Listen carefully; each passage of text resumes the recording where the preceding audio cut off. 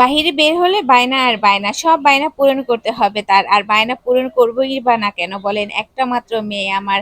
সাধ্যের মধ্যে আমি চাই আমার মেয়ের সব বায়নাই পূরণ করতে। আমি যেন সবকিছুই পূরণ করতে পারি আমার মেয়ে। আর সব মেয়েদের ভাগ্য তো একরকম হয় না, তাই না বলেন? আর আপনাদের ভাইয়ের সাথে আজকে কোথায় কোথায় গেলাম, কি কি করলাম সবকিছুই আপনাদের মাঝে শেয়ার করব। আসসালামু আলাইকুম, সবাই কেমন আছেন? আলহামদুলিল্লাহ আমি ভালো আছি। আপনাদের ভাইয়া সকালবেলা হঠাৎ করে ফোন দিয়ে বলতেছে তাড়াতাড়ি রেডি হয়ে দোকানে চলে আসো, কাজ আছে তোমার। তো আমি কি করলাম, আপনাদের ভাইয়ের কথা শুনে তাড়াতাড়ি করে রেডি হয়ে টুনটুপুরিকে ঘুম থেকে উঠিয়ে তারপরে এখন দোকানের দিকে রওনা দিচ্ছি। আমি নিজেও জানি না আপনার ভাইয়া কি বললো, কোথায় যাব না যাব মানে বুঝতে পারতেছিলাম না। তারপরে টুনটুপুরি বলতেছে বাবা যেখানে নিয়ে যাবে আমরা তো সেখানেই যাব। মেয়ের পাকা কথা শুনে আমি অনেকটাই অবাক হয়ে গেলাম।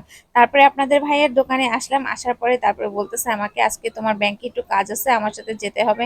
তারপরে গেলাম, অনেক ভিড় থাকাতে আমরা ওইখান থেকে আবার চলে আসি, এসে তারপরে বনলতায় ঢুকি।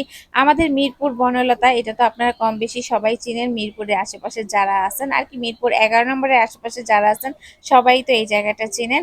যাই হোক, এই যে টুনটুবুরি বনলতায় যদি আসে তাহলে মনে করেন পুরো বনলতাটাই তার হয়ে যায়। আর আসলে এখানে সবাই হচ্ছে পরিচিত, টুনটুবুরিকে ভীষণ আদর করে আর আপনাদের ভাইয়াকে প্রচুর পরিমাণ সম্মান করে এখানের মানুষ, তো পরিচিত তো তাই। যাই হোক, এখানে আসলে তো টুনটুপুরির বায়না আর আবদারের শেষ থাকে না, এটা নিবে সেটা নিবে, সে খাক বা না খাক কেনাকাটা ঠিকই করবে সে। আর তার পছন্দের জিনিস তাকে দিতেই হবে। যাই হোক, মেয়ে কিন্তু আমার কান্নাকাটি করে না, আপনারা আবার এটা ভাববেন না যে মেয়ে কান্নাকাটি করে অন্যান্য বাচ্চাদের মতো মাটিতে শুয়ে পড়ে, এরকম কিছু না আর কি। যাই হোক, আপনাদের ভাইয়া হচ্ছে টুনটুপুরির জন্য ডোনাট কিনেছে আর আমার জন্য হচ্ছে মিষ্টি দই কিনছে, টক মিষ্টি আর কি। এই দইটা আমার খুবই পছন্দ। তো আপনাদের ভাইয়া বলতেছে কি কি লাগবে, আরো কিছু কিনে নাও, তোমার যা যা প্রয়োজন আছে। তো আমি বললাম যে না, আমার কিছু লাগলে আমি অবশ্যই এখানে এসে নিতে পারবো, তাহলে তোমাকে আমি সেটা আর জিজ্ঞেস করবো না। যাই হোক, এখানে আলহামদুলিল্লাহ মাশাল্লাহ অনেক কিছু কেনাকাটা করে তারপরে আমরা চলে যাচ্ছি। তো এইখান থেকে তো আমি হচ্ছে ডোনাট কিনেছি, তারপরে হচ্ছে মিষ্টি দই কিনেছি, তারপরে মিষ্টি কেক কিনেছি। আমার এগুলো খুব পছন্দ, তার জন্য আর কি। তারপরে এই যে আপনাদের ভাইয়া আর টুনটুবুরি একা একা যাচ্ছে, সে তো একদম ঠান্ডা ঠান্ডা জুস খেয়ে বলতেছে আজকে এখন একটু আমার ভালো লাগতেছে। আসলে এই মেঘ এই বৃষ্টি আর কি বলবো, আর ভালোই লাগতেছিল।